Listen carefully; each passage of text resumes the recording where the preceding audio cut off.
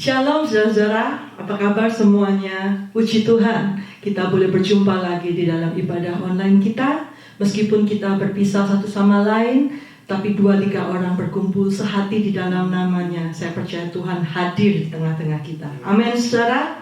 Puji Tuhan saudara. Menghadapi krisis saat ini, mungkin dianggap kita mengalami ketakutan, mengalami ketidakadilan di dalam hidup kita. Tapi semua itu biarlah kita mau belajar, sehingga kita boleh belajar untuk terus mengasihi, untuk terus mengasihi sesama kita dengan kasih Allah itu. Bagaimana supaya kita bisa mengasihi? Kita perlu kasih Yesus itu saudara. Dia mengajarkan pada kita kasihnya yang begitu indah. Mari saudara naikkan pujian ini, kasih pasti lemah lembut.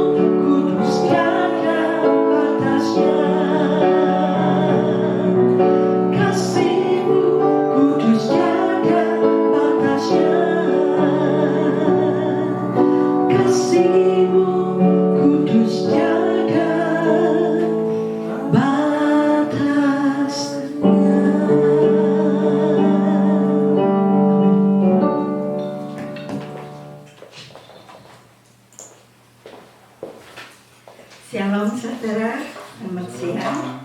Kembali kami bersama-sama berbakti pada siang hari ini. Walaupun masih melalui online, kami tetap mengucap syukur saudara-saudara, karena kami masih tetap boleh memuliakan Tuhan.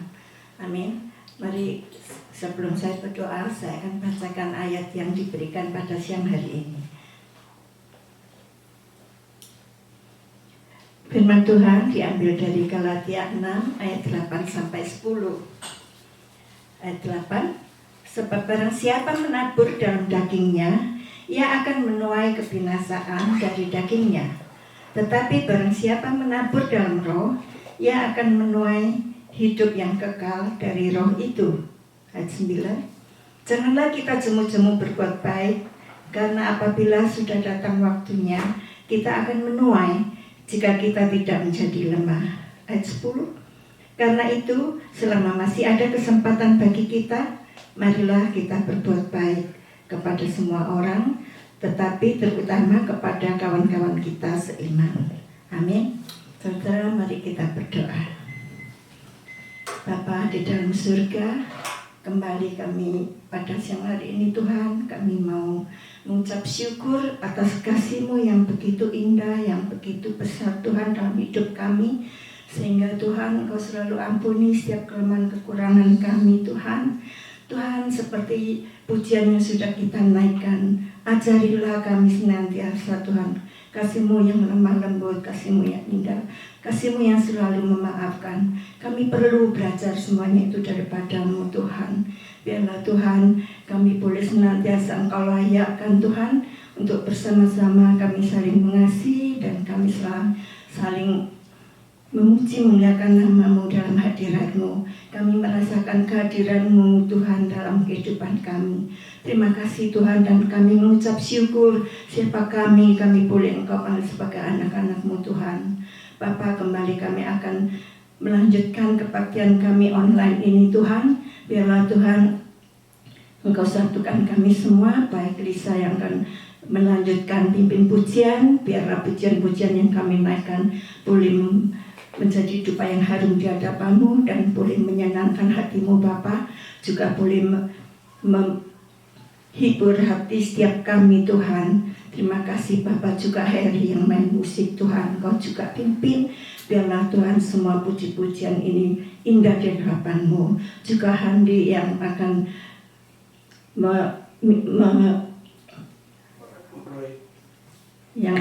Tuhan syuting ini Tuhan, juga Tuhan biarlah Tuhan alat-alat elektrik dan semuanya Tuhan berjalan dengan baik.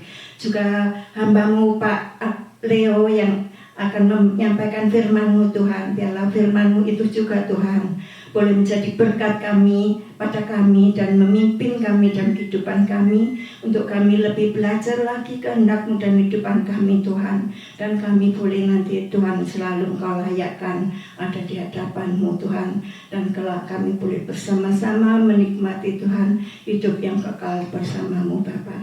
Terima kasih Bapa, kami serahkan kebaktian ini dari awal, pertengahan sampai akhirnya hanya di dalam nama-Mu saja Bapa. Biarlah kami boleh senantiasa memuliakan dan memuji nama-Mu. Dalam nama Tuhan Yesus kami sudah berdoa. Amin. Amin.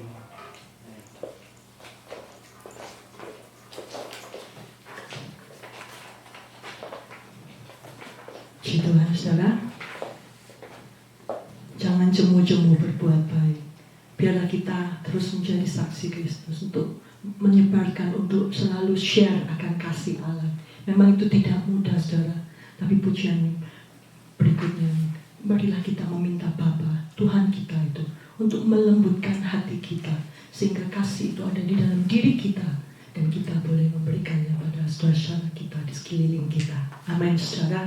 Mari naikkan pujian ini, Bapa lembutkanlah hatiku.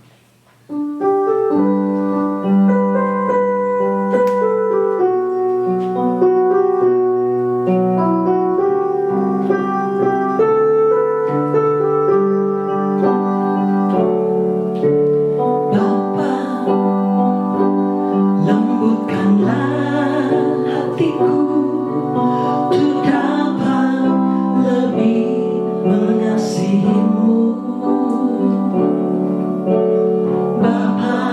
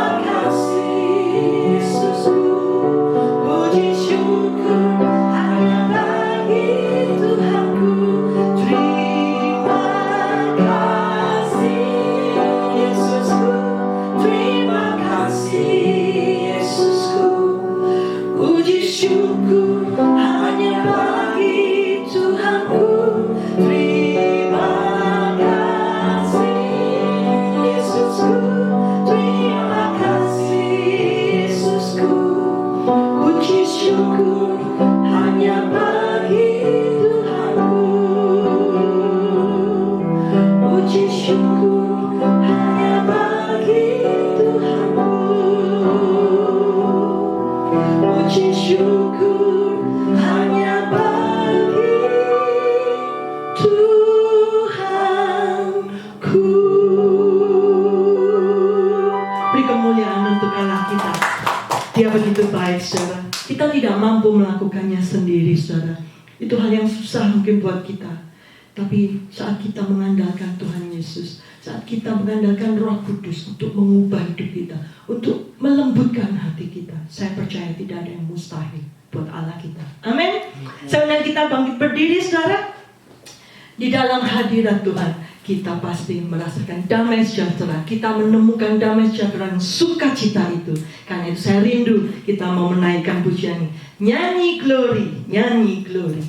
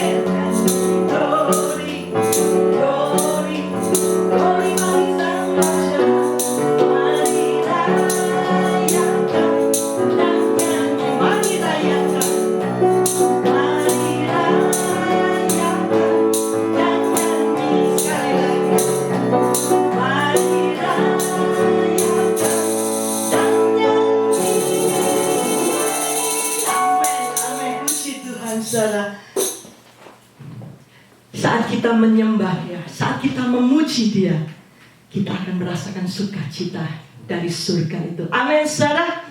Mari persiapkan hati kita, saudara. Kita akan mendengarkan firman Tuhan. Biarlah kita mau meminta Bapa untuk menyentuh hati kita, untuk mengajar agar kita lebih mengerti arti kasih itu, sehingga hidup kita boleh diubahkan menjadi yang baru. Naikkan pujian.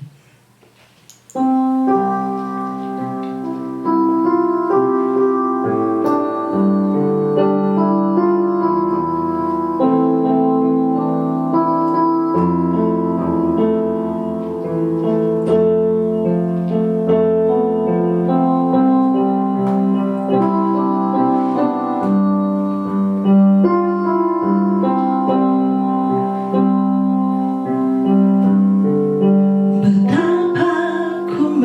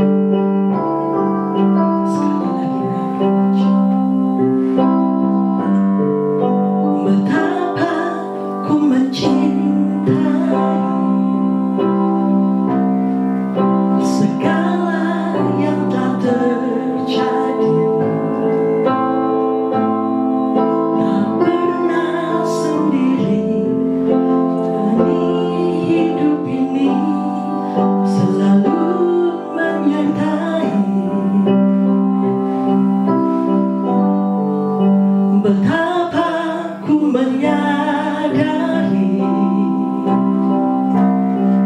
di dalam hidupku ini Kau selalu memberi rancangan terbaik oleh karena kasih. Bapa, sentuh hatiku, ubah hidupku menjadi yang baru, bagai emas yang murni. Kau membentuk bejana hatiku. Bapa, ajarku mengerti sebuah kasih yang selalu memberi, bagai air mengalir yang tiada pernah berhenti. Angkat tanganmu, Bapa, sentuh hatiku, ubah hidupku menjadi yang baru, bagai emas yang murni. Kau membentuk bejana hatiku. Bapa, ajarku mengerti sebuah kasih yang selalu memberi, bagai air mengalir yang tiada pernah berhenti, bagai air mengalir yang tiada pernah berhenti.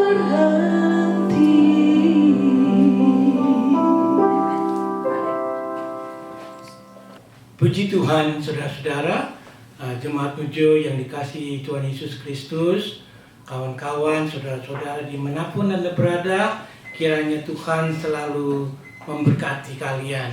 Dan hari ini kita akan kembali lagi ke seri khotbah di bukit dari ucapan-ucapan Tuhan Yesus Kristus.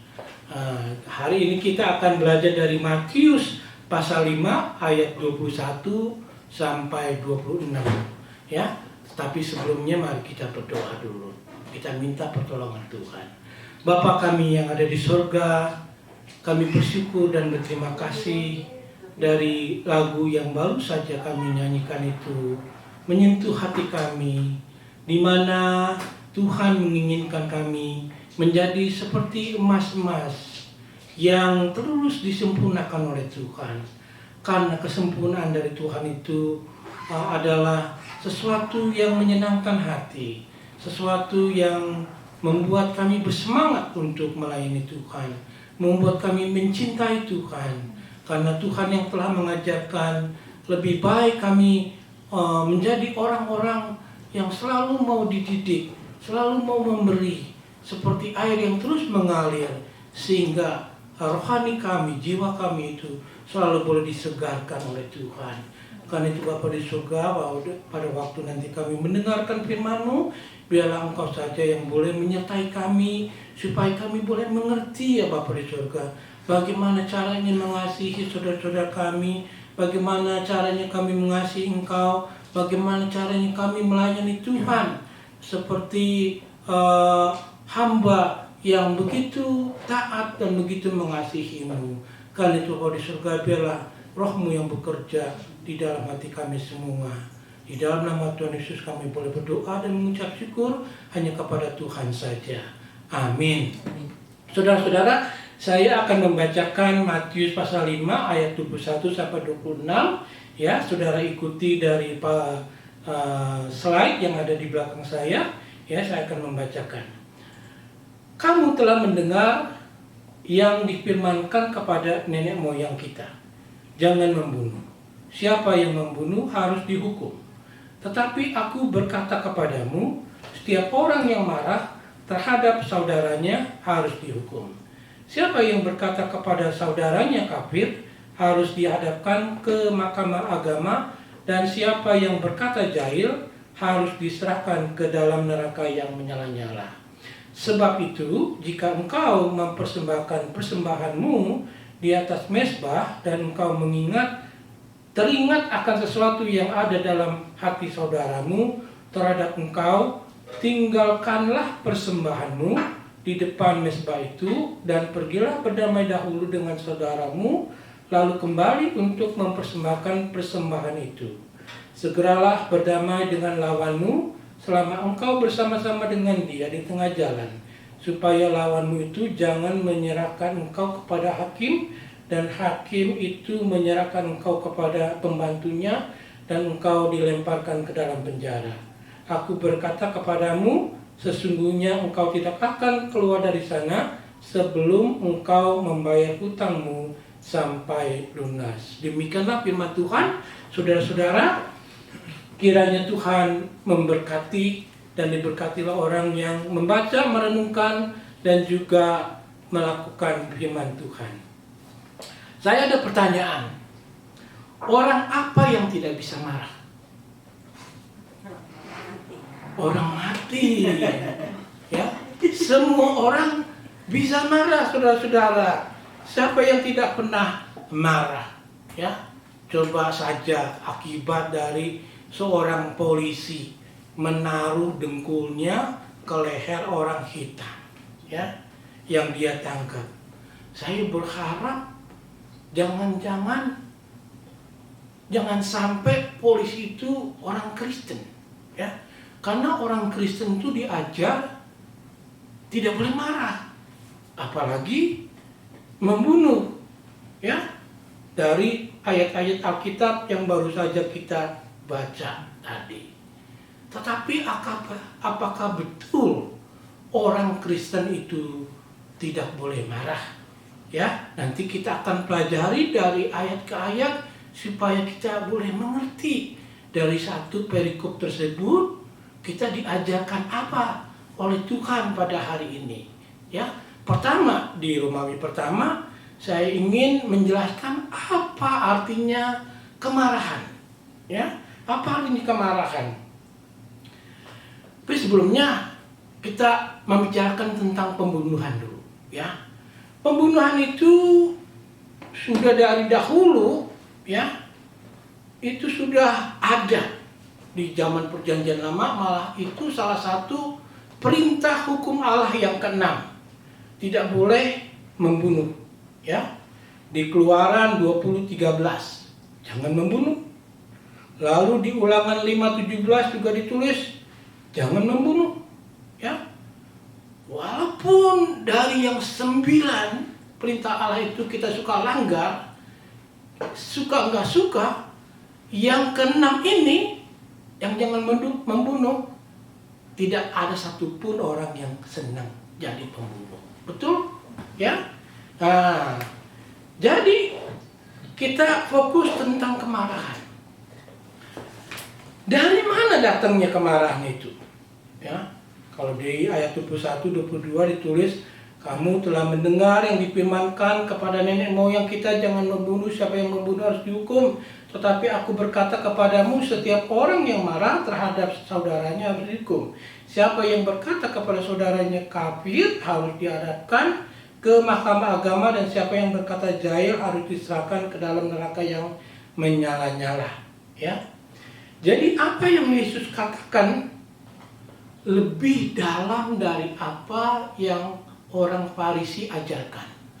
Orang Farisi itu hanya mengajarkan yang di luarnya saja, ya, di Perjanjian Lama. Tetapi kalau Tuhan Yesus, dia mengajarkan, dia ingin mengorek apa yang ada di dalam hati kita, supaya kita bisa deal dengan kemarahan yang ada di dalam hati kita, ya. Nah, dari 2 ayat tersebut ada 3 contoh yang Tuhan Yesus ingin ajarkan, ya, yang kita harus renungi. Nah, dalam bahasa Indonesia itu sepertinya tidak terlalu klop sekali dengan pengertian teologinya. Kalau kita baca di dalam bahasa Inggrisnya sangat jelas sekali, saudara-saudara, ya, terutama di ayat 22. Di sini ada 3 contoh yang Tuhan Yesus ingin ajarkan. Ya, pertama, dia bilang gini, tetapi aku berkata kepadamu, setiap orang yang marah, dalam bahasa Inggrisnya angry, ya, sama, terhadap saudaranya harus dihukum. Siapa yang berkata kepada saudaranya kafir, itu sebenarnya dalam bahasa Inggrisnya itu insult, ya. Kafir kalau kita asal dari Indonesia bisa mengartikan orang yang tidak bertuhan. Tetapi sebenarnya kafir itu di dalam bahasa aslinya itu mengatakan insult, menghina, ya, menghina. Nah, yang kafir akan dihadapkan ke mahkamah agama. Dan yang ketiga, ya, siapa yang berkata jahil, sebenarnya di dalam bahasa Inggrisnya itu fool, ya. Kalau kita di sini biasanya suka kebiasaan tuh, you fool gitu ya. Itu satu perkataan yang sangat berbahaya sekali, saudara-saudara. Ya, itu ditulisnya akibatnya harus diserahkan ke dalam neraka yang menyala-nyala. Ya, jadi kalau di dalam bahasa Inggrisnya kalau kita baca, but I say to you that everyone who is angry with his brother will be liable to judgment. Whoever insults his brother will be liable to the council, and whoever say you fool will be liable to the hell of fire. Ya, jadi ada 3 hal di ayat 22 itu yang Tuhan Yesus ingin mengajarkan. Ya, kalau yang pertama itu tidak boleh marah, ya, karena dalam kemarahan itu akan, kalau dipelihara akan menjadi mendalam, akan menjadi kebencian, ya. Lalu setelah itu kebencian, maka akan dendam yang dipelihara. Dan ini yang Tuhan Yesus tidak mau, ya. Ini yang Tuhan Yesus tidak mau. Kamu boleh marah, tetapi tidak boleh dendam. Dan yang ketiga, itu kita mengatakan orang yang apa tuh? Yang kedua yaitu kita suka mengatakan atau menghina, ya, menghina. Aduh, ya, itu bodoh benar sih, ya, itu menghina deh, pokoknya menghina sekali. Kalau dibilang kadang-kadang kalau orang Amerika bilang idiot itu orang, ya. Nah, itu menghina. Mengapa menghina? Karena kalau orang sering dikatakan bodoh, you idiot, tanpa kita sadari, kita sedang merusak jiwa orang tersebut. Ya, sedang menghina ciptaan Tuhan. Ya, semua manusia itu adalah ciptaan Tuhan. Ya, nah kalau kita sering mengatakan kamu itu orang yang nggak punya pikiran, orang yang bebal, ya, idiot. Nah, itu akibatnya nanti bisa dihadapkan ke Sanhedrin, pengadilan tinggi, ya. Nah, yang ketiga itu dikatakan fool. Kalau boleh dibilang dalam bahasa Inggrisnya itu dumb, benar-benar bodoh. Kalau orang bodoh ini yang lebih bodoh lagi gitu, saudara-saudara, ya. Nah, kalau kita sampai bilang bodoh sekali itu orang, maka kita benar-benar akan menjadi pembunuh jiwa orang itu, ya, sehingga akibatnya nanti harus dihukum, ya. Jadi tidak boleh kita mengatakan dari 3 hal tersebut, bukan saja marah, tetapi juga kita tidak boleh menghina orang, tidak boleh mengatakan oh you dumb, you bodoh, nggak ada gunanya, ya. Nah, di dalam kehidupan sehari-hari kita suka melakukannya, ya, karena kita merasa itu kecil. Tetapi di dalam perintah Tuhan tidak ada yang kecil, tidak ada yang sedang, tidak ada yang besar, ya. Semuanya itu adalah kesalahan, melanggar hukumnya Tuhan, ya. Sehingga saudara-saudara, kita diajarkan dari ucapan Tuhan Yesus itu, kita tidak boleh mengganggu jiwa seseorang, ya. Tidak boleh mengatakan, tidak boleh marah, tidak boleh mengatakan orang itu bodoh, tidak boleh menghina, menjelekkan orang sampai orang itu tidak mempunyai rasa percaya diri lagi, ya. Apalagi kalau kita sampai membenci saudara kita, itu tidak boleh. Seperti dikatakan di 1 Yohanes 3:15, setiap orang yang membenci saudaranya adalah seorang pembunuh manusia, saudara-saudara, ya. Dan kamu tahu bahwa tidak ada seorang pembunuh yang tetap memiliki hidup yang kekal di dalam dirinya. Jadi kita tuh diajarkan sebenarnya oleh Tuhan Yesus untuk mempunyai hati yang murni, yang jernih, yang tulus, yang jauh dari kemarahan, jauh dari menghina orang, jauh dari merendahkan orang, ya. Jadi kita diajarkan untuk selalu boleh memberikan hidup ini satu hidup yang berkenan kepada Tuhan. Tidak boleh menyakiti siapapun juga, ya.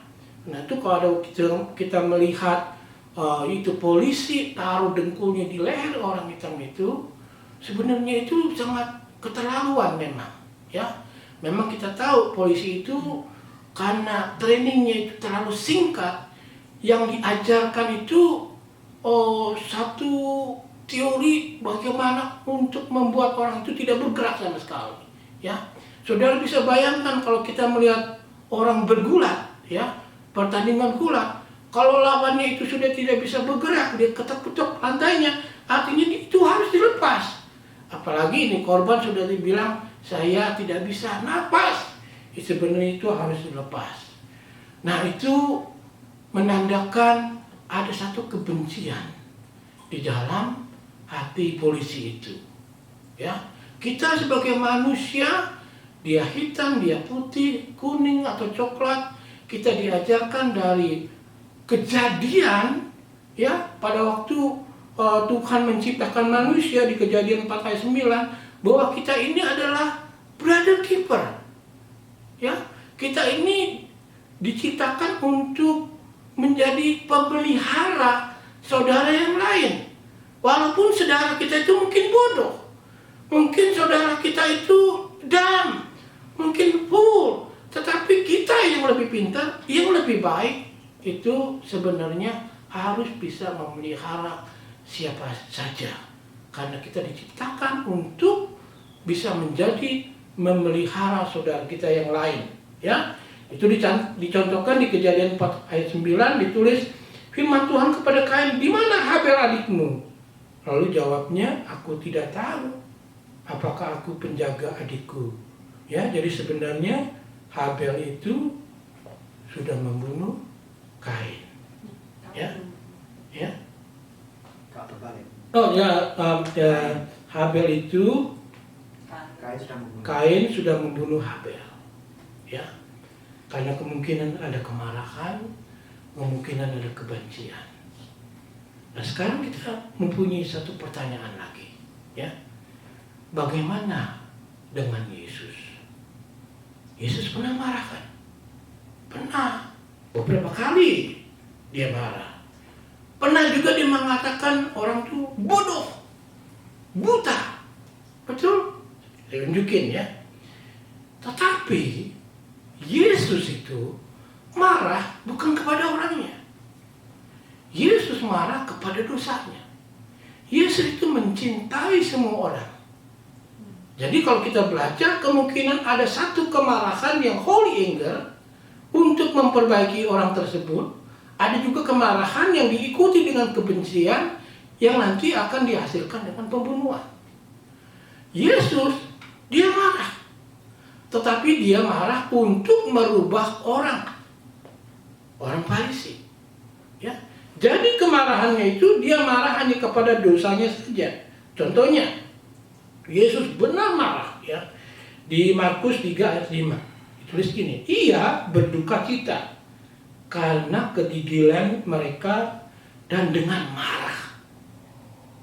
Ia memandang sekelilingnya kepada mereka, lalu ia berkata kepada orang itu, ulurkanlah tanganmu, dan ia mengulurkannya, maka sembuhlah tangan itu. Jadi kemarahan Yesus itu dia dikritik oleh orang-orang Farisi karena dia menyembuhkan orang sakit di hari Sabat. Ya, jadi dia marah sekali. Matius 21 ayat 12 sampai 13. Yesus pernah marah sekali juga di Bait Suci, betul? Ya, dia marah sekali. Ya. Lalu di Matius 23 ayat 16 sampai 17, Yesus menyebut orang Farisi bodoh. Ya. Celakalah kamu hai pemimpin-pemimpin buta yang berkata, bersumpah demi Bait Suci, sumpah itu tidak sah, tetapi bersumpah demi emas Bait Suci, sumpah itu mengikat. Hai kamu orang-orang bodoh dan orang-orang buta, apakah yang lebih penting, emas atau Bait Suci yang menguduskan emas itu? Ya. Artinya, jadinya saudara-saudara, ada kemarahan yang tidak selalu berdosa, tetapi kemarahan itu dilampiaskan di tempat dan waktu untuk membawa orang ke dalam kebenaran. Ya. Nah itu di Efesus 4 ayat 26 ditulis, apabila kamu menjadi marah, janganlah kamu berbuat dosa, janganlah matahari terbenam sebelum padam amarahmu. Ada kemarahan, tetapi kemarahan itu harus ditujukan ke tujuan yang benar dan tidak boleh disimpan.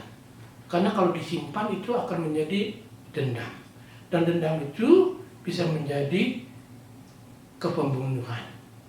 Ya, Yesus walaupun dia pernah marah, juga dia mempunyai satu jiwa yang agung. Pada waktu dia dicaci maki, walaupun dia tidak bersalah, dia tidak tersinggung. Ya, malah pada waktu dia disalib, dia tetap doakan supaya orang yang menyalibnya itu diampuni oleh Bapa di surga. Saudara-saudara, ya. Nah, yang Romawi kedua, kita akan membicarakan tentang ayat-ayat yang berikutnya. Setiap minggu pada waktu kita masih di gereja, worship leader selalu bilang, mari pada waktu saya menyanyikan lagu ini, kalian bersalam-salaman. Itu penting sekali saudara-saudara. Ya, karena kita datang ke rumah Tuhan, bukan datang ke rumah sendiri. Ini ke rumah orang nih, ke rumah Tuhan. Ya, sehingga kalau kita ke rumah Tuhan juga harus ada peraturan-peraturan Tuhan yang harus diikuti. Harus hormat, harus respect. Dalam arti kita datang ke rumah Tuhan dengan hati yang gembira, yang sukacita, yang sudah dipenuhi dengan rasa damai, kasih sayang kepada sesama, sehingga kita diajarkan untuk saling menyapa, saling bersalaman, ya. Itu sangat bagus sekali, ya.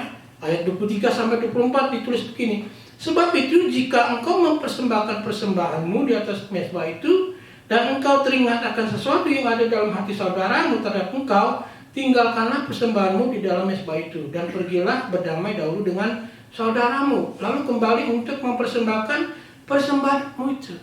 Jadi kalau di gereja ada orang yang salamin, udah begini tangannya, jangan diplengosin. Artinya dia punya problem dengan orang itu. Ya enggak? Orang udah capek-capek dandan dari rumah, mau ke rumah Tuhan. Pada waktu saudara berbuat seperti itu, you kill that person. Sehingga sukacitanya nggak ada.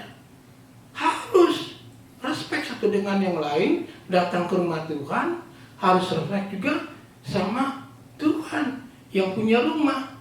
Dan kalau kita respect satu dengan yang lain, ya, sehingga persembahan kita ini menjadi satu persembahan yang berdupa harum. Ya. Karena yang dikatakan persembahan dari ayat 23 sampai 24 itu hanya gaya bahasa yang mengartikan banyak sekali. Ya, yang mengartikan banyak sekali. Maksudnya apa? Ya, kalau persembahan kita itu tidak layak di hadapan Tuhan, persekutuan kita juga tidak layak di hadapan Tuhan. Pada waktu persekutuan kita tidak layak di hadapan Tuhan, doa-doa yang kita panjatkan pun tidak layak di hadapan Tuhan. Ya, jadi yang paling utama sekali, persembahan kita pada waktu datang ke gereja, kita harus mempunyai hati siap untuk terima Tuhan, firman Tuhan. Dikatakan di Yakobus 1 ayat 19-21, ya. Hai saudara-saudara yang kukasihi, ingatlah hal ini. Setiap orang hendaklah cepat untuk mendengar, tetapi lambat untuk berkata-kata, dan juga lambat untuk marah. Sebab amarah manusia tidak mengerjakan kebenaran di hadapan Allah. Sebab itu buanglah segala sesuatu yang kotor dan kejahatan yang begitu banyak itu, dan terimalah dengan lemah lembut firman yang tertanam di dalam hatimu, yang berkuasa menyelamatkan jiwamu. Firman itu menyelamatkan saudara, menyelamatkan saya. Ya. Dan kita bandingkan lagi dengan ayat-ayat yang berikutnya, ya, supaya kita mengerti apa artinya persembahan pada waktu kita datang ke gereja, ya, pada waktu kita datang ke rumah Tuhan. Tidak boleh orang datang ke rumah Tuhan mempunyai agenda yang lain. Ya, datang ke gereja hanya untuk dagang, datangnya telat lalu dagang, tidak boleh itu. Itu rumah Tuhan, rumah Tuhan. Jadi dalam hati saudara itu sudah ada agenda di luar dari mau menyembah, memuji Tuhan dan mendengarkan firman Tuhan. Tidak boleh, ya, datang telat. Ya, sengaja telat, bukan karena ada urusan yang lain, tetapi sengaja telat. Tidur, tidak boleh, saudara-saudara. Kalau saya rasa kalau orang tidur di gereja, saudara tidak menghormati Tuhan, tidak menghormati hamba Tuhan yang sedang melayani. Tidak boleh, ya. Dan kalau saya perhatikan sedikit sekali di dalam jemaat, orang itu yang memang benar-benar mau dengar firman Tuhan. Karena firman Tuhan itu menyelamatkan saudara. Firman Tuhan itu melindungi saudara dari dosa. Firman Tuhan itu yang mengantar saudara bertemu dengan Tuhan. Ya, di Yesaya 1:15 dikatakan begini. Apabila kamu menadahkan tanganmu untuk berdoa, aku akan memalingkan mukaku. Bahkan sekalipun kamu berkali-kali berdoa, aku tidak akan mendengarkannya, sebab tanganmu penuh darah. Tidak didengar doa kita. Karena mungkin Tuhan mau percuma aku dengerin doanya. Hatinya nggak sama saya.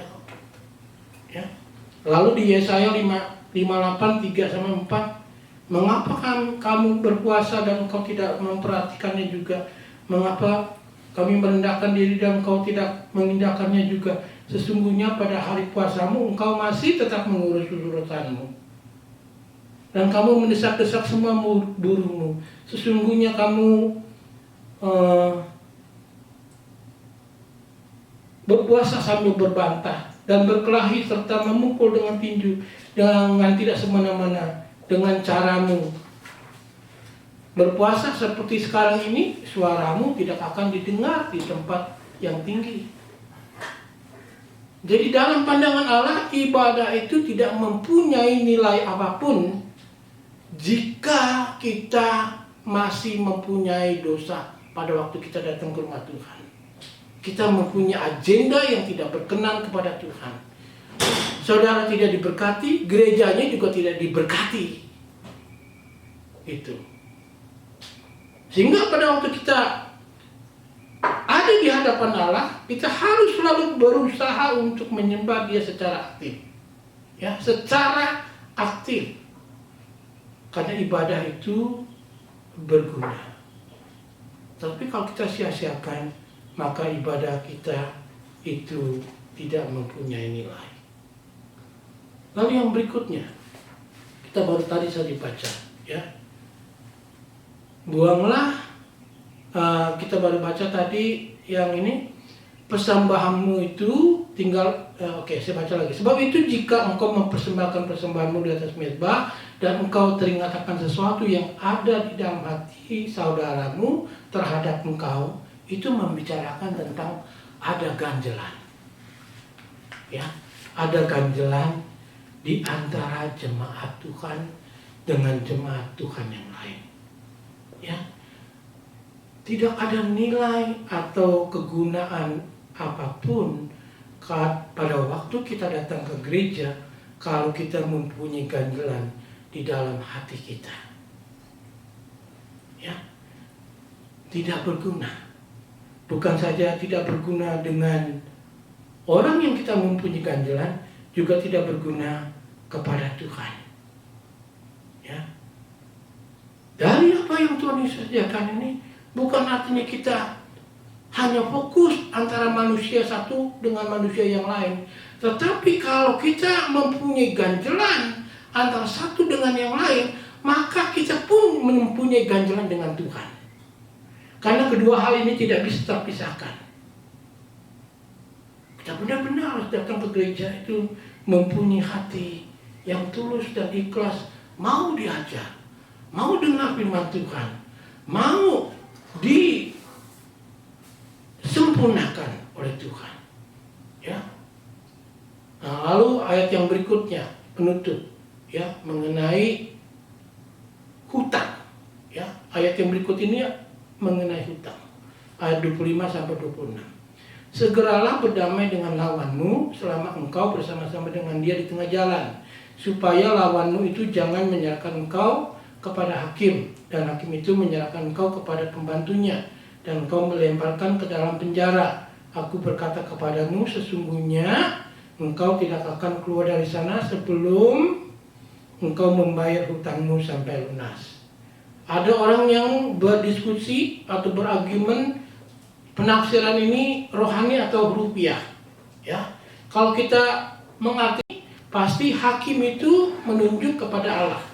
Ya, dan penjara itu kalau buat orang Katolik itu merupakan api penyucian. Dan kalau lawan itu adalah setan. Ya, kalau kita mau artikan secara rohani. Ya, tetapi kalau kita mau artikan secara hurufiah, ini juga bisa mengartikan kita harus berdamai dulu dengan saudaramu. Ya, harus berdamai dulu dengan saudaramu sebelum datang ke gereja. Ya, saya senang sekali pada waktu rakyat-rakyat itu Trump mengumpulkan seluruh black leaders, lalu dia diskusi di situ, ya, supaya kalau tidak cepat-cepat diatasi, itu akan melebar lebih lama lagi. Walaupun kemungkinan masalah ini akan terus terjadi, seperti kemarin ada lagi insiden di Georgia, Atlanta, ya. Kata orang kemungkinan ini akan terus terjadi sampai pemilihan, karena seringkali di dalam negara ini Amerika itu selalu ada saja yang diinvolvekan, diikut sertakan dengan politik. Ya, Amerika sudah berubah, tetapi kita bersyukur Tuhan kita tidak pernah berubah. Kalau kita mau dengaran sama Dia, anak cucu kita itu akan dipelihara oleh Tuhan. Ya, mengapa ada rakyat? Karena itu asalnya dari rumah.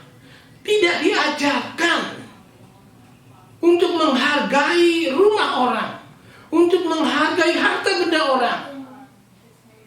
Pada waktu rakyat itu saya bilang sama anak saya, tidak boleh kamu keluar. Karena seringkali kawan itu mengajak. Betul? Dari rumah. Amerika kalau ingin benar-benar melakukan hamba Tuhan, melakukan firman Tuhan itu harus dari rumah. Harus diajarkan budi pekerti, harus diajarkan etika. Kalau anak-anak kita mengerti budi pekerti, etika, tidak mau dia lempar sesuatu ke barang orang lain, mengambil, merayap, merampok.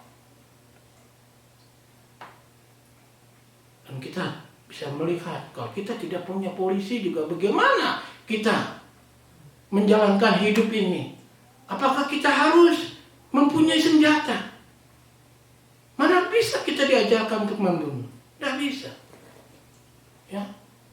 Tapi saya yakin, saya percaya kalau setiap keluarga, setiap orang Kristen hidup berdasarkan firman Tuhan, sampai anak cucunya itu akan dipelihara oleh Tuhan.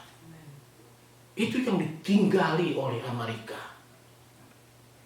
Akibatnya begini, saudara lihat di YouTube di Seattle, begitu banyak anak-anak muda, orang putih menjadi pecandu meth, menjadi gila, gigi-giginya pada hilang, berjerawatan, rambutnya itu bukan pakai jepitan rambut, saudara-saudara, pakai segala macam, bulu bebek, bulu burung, segala macam. Asik nggak tahu tuh, tidurnya di jalanan, kencing di depan toko, hidupnya di tenda.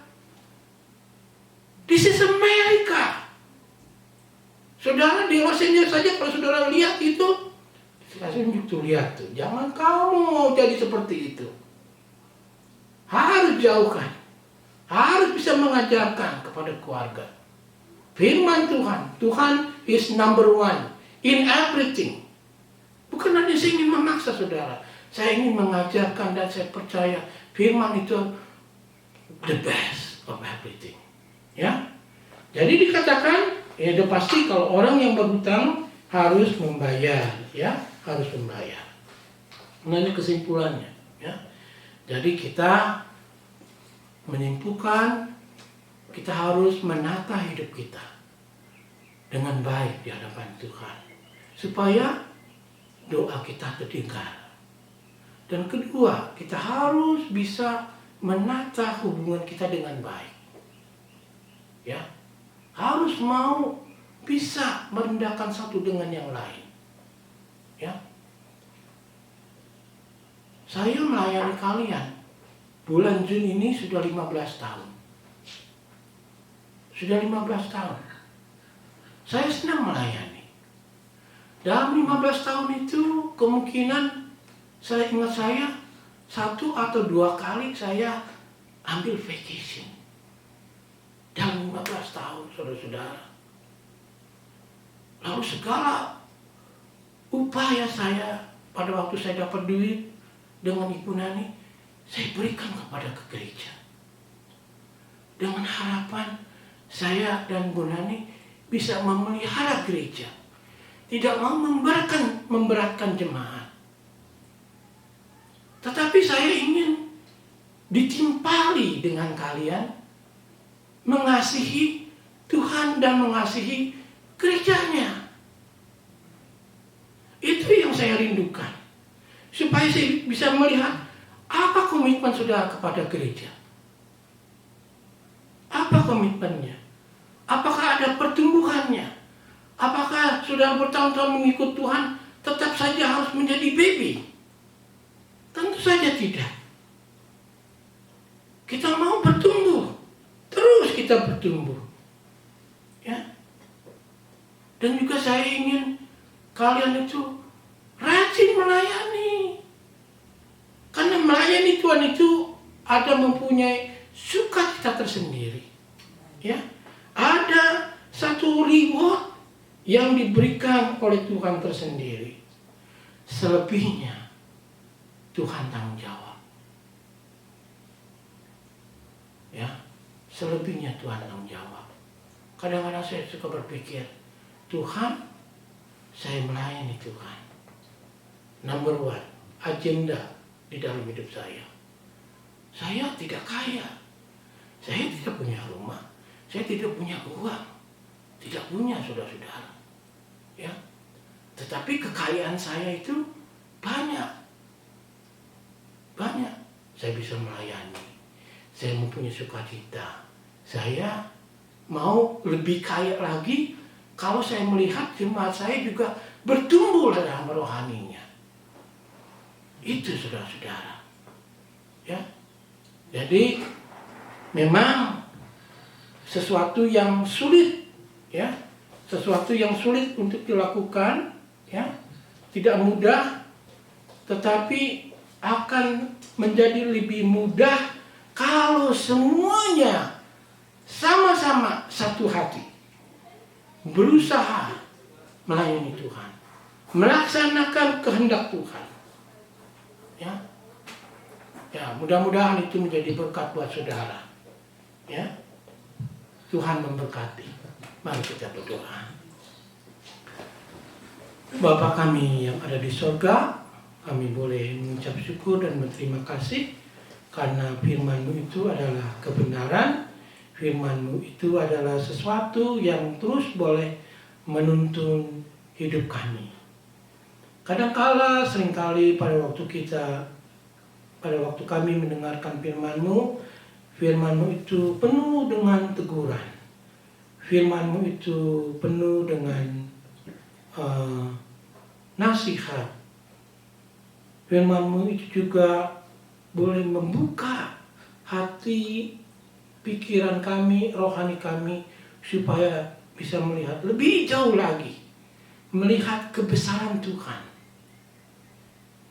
Berkati ya Tuhan Yesus jemaat-Mu satu persatu dari keluarga mereka satu persatu, supaya mereka diberkati dalam pekerjaan, mereka juga boleh berkati dalam pelayanan, dan biarlah anak cucu mereka boleh juga mengucap kebaikan-kebaikan Tuhan seperti Engkau sudah memberkati orang tua mereka.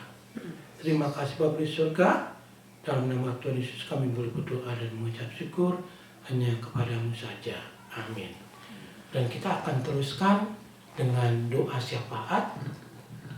Kita akan mendoakan negara ini, mendoakan negara asal kita Indonesia, tetapi yang paling utama Tuhan boleh memberikan kita kemampuan untuk menjalani kehidupan normal yang baru ini.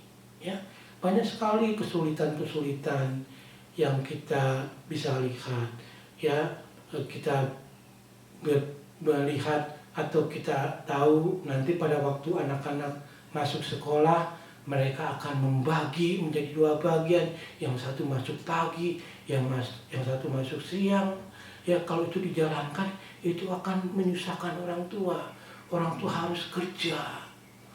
Ya, kemana-mana kita harus 6 feet distance, kita harus pakai masker. Ya, biarlah kita tidak punya pilihan, kita harus bisa menjalankannya. Tetapi kita harus berdoa supaya Tuhan terus memberikan jalan untuk kita bisa menjalankan kehidupan normal yang baru ini. Dan kita berdoa secepatnya manusia dengan pertolongan Tuhan bisa menemukan vaksin.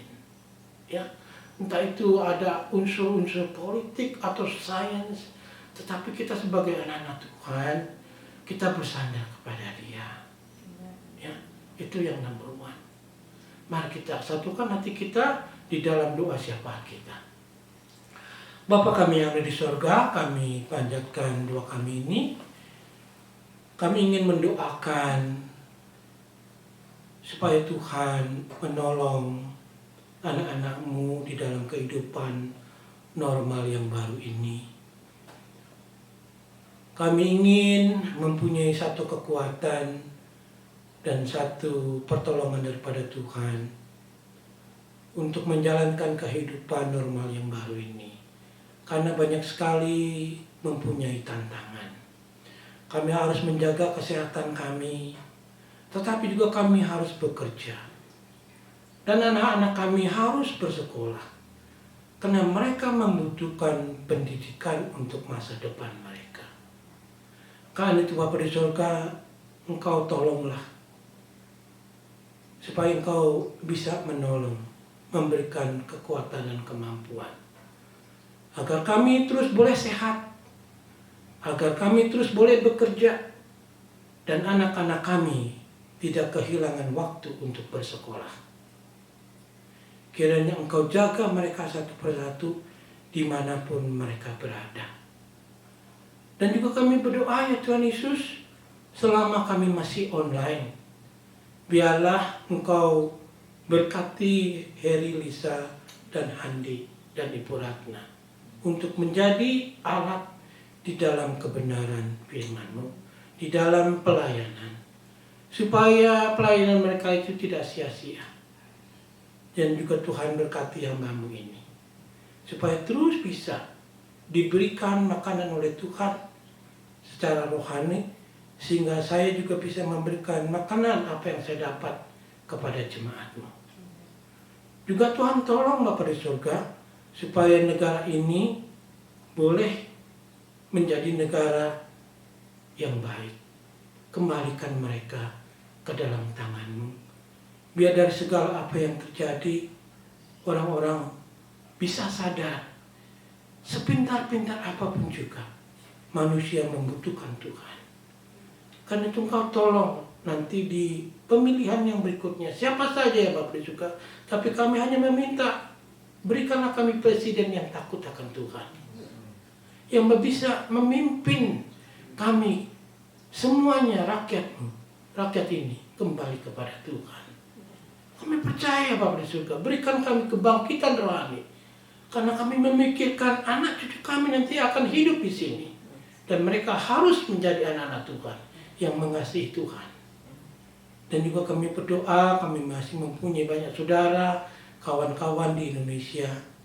Engkau berkati Presiden Jokowi, termasuk juga dengan seluruh menteri-menteri, atasan-atasan, dan juga konsulat di sini. Engkau berkati mereka untuk menjadi alatnya Tuhan, untuk mempunyai kemampuan dan kewibawaan untuk membawa negara Indonesia menjadi negara yang baik untuk semua orang, tidak termasuk siapapun juga. Terima kasih Tuhan Yesus, Engkau berkati. Dalam nama Tuhan Yesus kami panjatkan doa kami ini. Amin.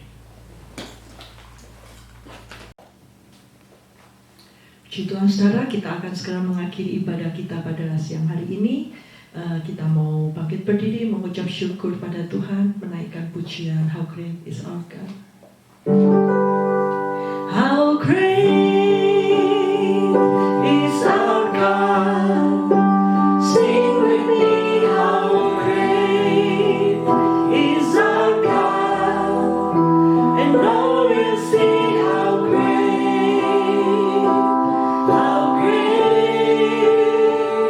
is our God. How great